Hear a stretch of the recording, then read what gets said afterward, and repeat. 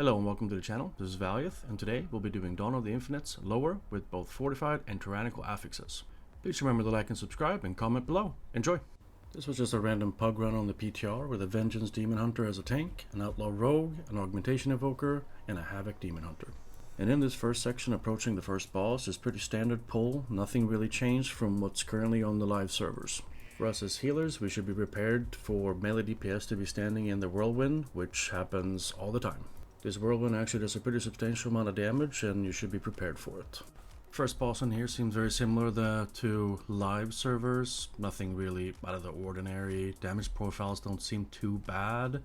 A couple times you had some spike damage go up. I think that's mainly because of these little pools. You can see here people getting pretty low here, including myself. But that's about it for the first boss.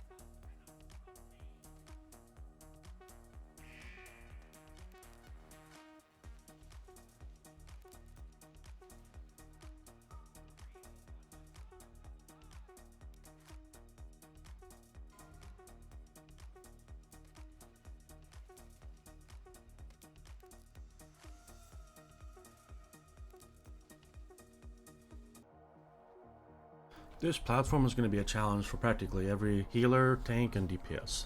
There are so many mobs in this platform that needs to have its spells kicked, and in this particular instance we accidentally pulled the Coalesce Time from the middle, which just pushes out a tremendous amount of damage. I can just see here we're just getting absolutely slaughtered.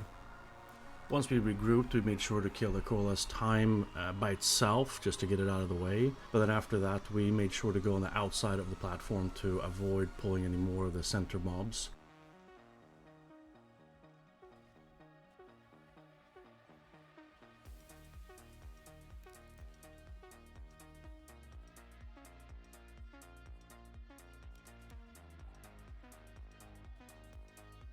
These things hurt.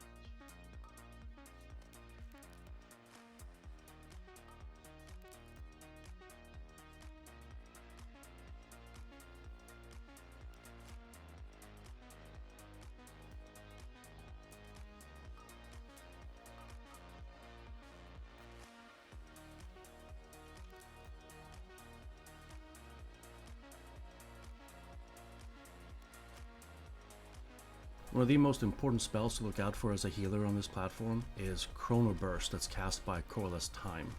This spell targets 2 players in your group and will put a magical debuff on those players that you as the healer should dispel. But please note, only dispel one of them at a time, because as soon as it gets dispelled, it does a huge amount of group-wide damage.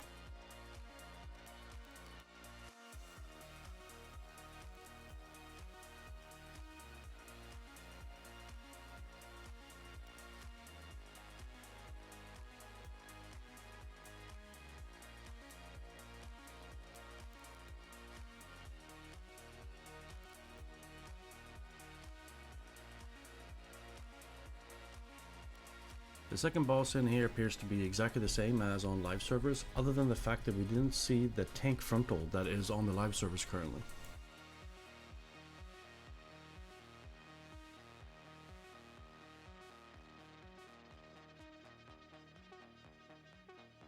As on live servers, you're going to dodge these orbs when they come out. I find it easier to place myself close to the edge between a fast and a slow one, so I can walk into the pocket of where the slow ones had just been. You'll see me do that multiple times throughout this fight. The second mechanic in this fight that pertains to healers is the spell called Chrono Faded. It'll target 2 players, and they need to be dispelled when they are in the fast sections of the platform.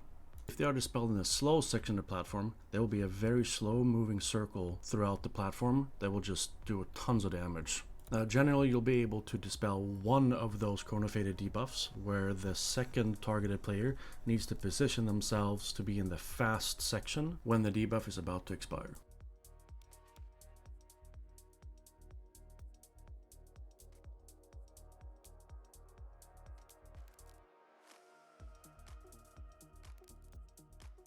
Now this dragon looks innocuous enough, but as soon as it starts casting Infinite Fury, it's going to do a ton of damage to the group, and you're very likely going to have to use some cooldowns to survive it. As a Holy Paladin, I had to cycle through Divine Toll and Daybreak to heal through the damage.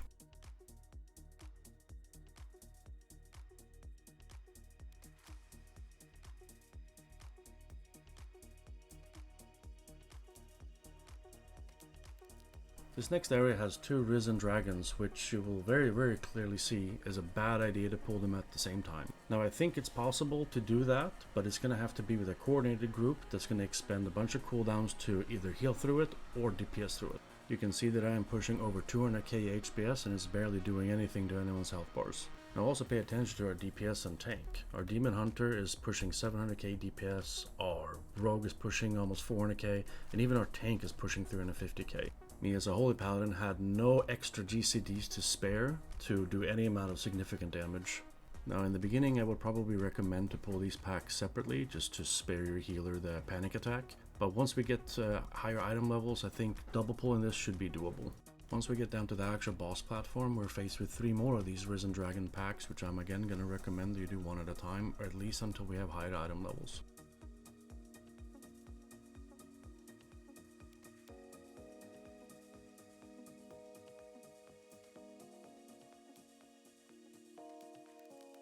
The third boss in here functions exactly the same way as on live, other than the fact that I think these necrotic winds are a little bit faster than they currently are.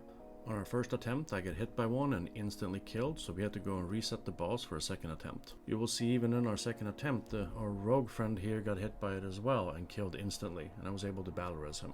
In general though, the boss fight is pretty straightforward and simple, and most of the damage that's going out is avoidable, so with a competent group our healing job should be very easy.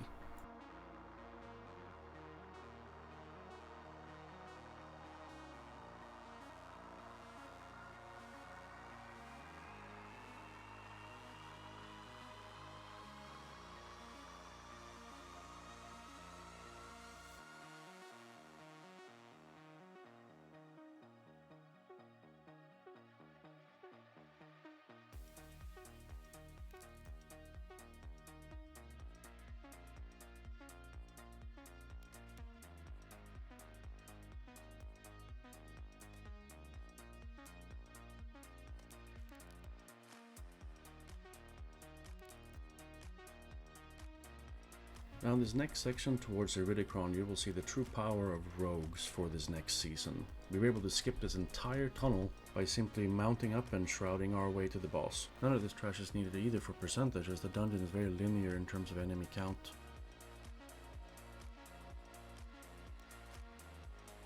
We finally make our way to Iridicron, which is the last boss of the lower section of Dawn of the Infinites, and by and large it functions exactly the same as on live. One change I did notice though is in the spell Earth Surge, which is the mountainous pillars that emanate from the boss. They are substantially slower on the PTR than they are on live. There also appears to be a little bit more space in between them, so they're easier to dodge. The next change I notice is in the spell Pulverizing Exhalation, which is the big frontal that the boss does. We as players have to move to the sides, and once the cast finishes it'll spawn adds that you have to interrupt and DPS down. You will see that me and the Evoker went right and the others went left, and the Evoker and I did not have ads spawning on us. I don't know if this was a bug or if there's an intended change that there's only 2 of these ads that spawn that needs to be interrupted and DPS down. Other than that, us as healers will need to pay attention to Chromie's health bar. There will be multiple times during the fight where her health bar will dip down quite low and you will have to do some direct healing to heal her up.